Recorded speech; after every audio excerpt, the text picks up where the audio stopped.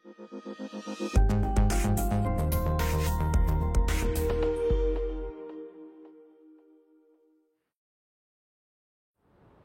travaille pour la Société d'énergie de la Baie-James, filiale d'Hydro-Québec, dans le cadre du projet Ismena-Sassel-Rupert à titre de chef protection environnement.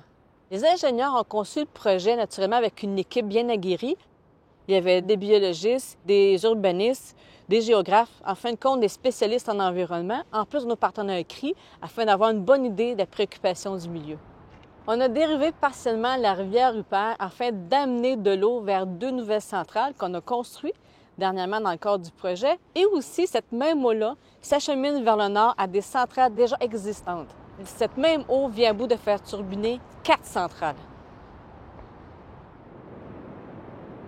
La rivière Rupert a été utilisée antérieurement naturellement par les cris et aussi par d'autres personnes telles les non-autochtones qu'on appelle, qui vont à l'occasion descendre la rivière pour faire un voyage en canot durant l'été. Mais c'est surtout les cris qui l'utilisent beaucoup, autant en hiver qu'en été.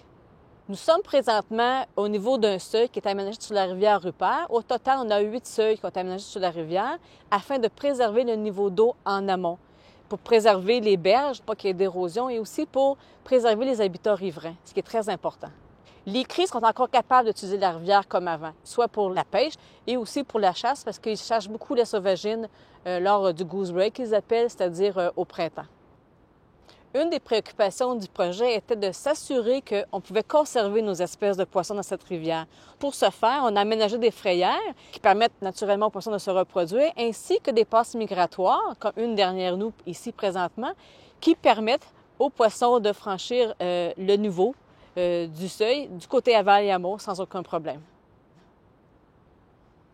Le débit réservé est essentiel afin de conserver, surtout au printemps et à l'automne, un débit acceptable pour les poissons. C'est-à-dire qu'on laisse passer de l'eau dans la rivière Rupert, on module un peu plus d'eau au printemps, on descend à un niveau qui est moindre durant l'été, un débit estival, et on revient aussi pour le cru automnal.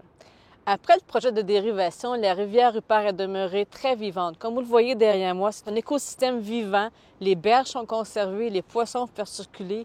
Les utilisateurs peuvent aussi aller pêcher. C'est vraiment un beau succès.